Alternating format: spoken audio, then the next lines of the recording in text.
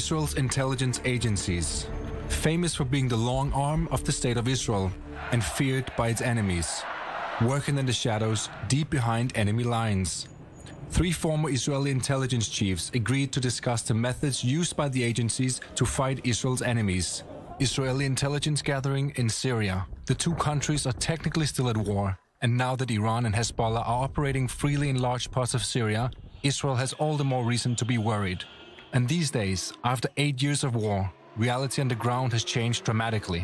Generally speaking, the fact that there are so many factors acting in Syria in one way makes it easier to understand what is going on. I think the control of the skies should make it not easier, but should make it more challenging and in the end more productive. Former head of the Mossad, Danny Yatom, shares Halevi's views, but there are still major obstacles for Israeli intelligence inside Syria. It is much less difficult to collect information about Syria itself. Syria is not the main challenge. The main challenge is Iran. But it's not only the Iranians that worry Yatom. Of course, Hezbollah.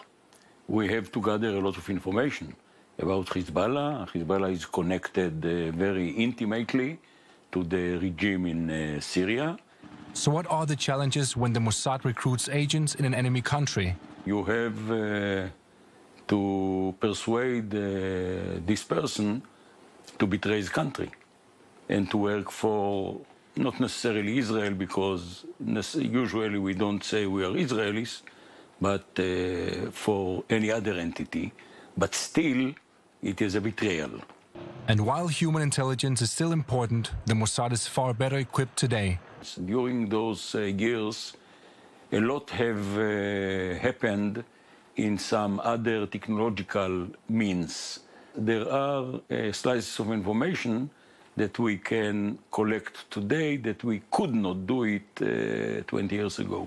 Yatom headed the Mossad when Bashar al-Assad's father, Hafez, ruled Syria with an iron fist, and the spy agency was there. Yes, we succeeded.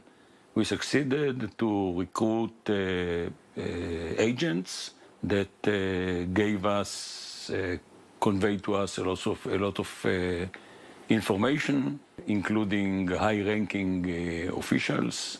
But today, both the Israeli Prime Minister and the head of the Mossad say that Iran is the biggest threat to Israel's security, not Assad. Not everyone shares that assessment. What if I have the Iranians on my border?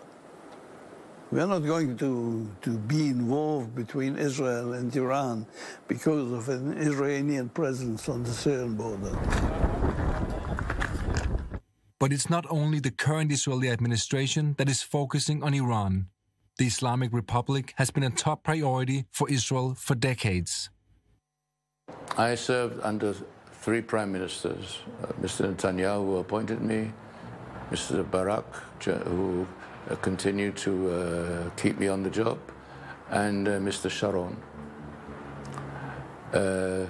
All 3 of them viewed Iran as the #1 issue. I personally devoted more than 50% of my time on Iran when I was head of the Mossad.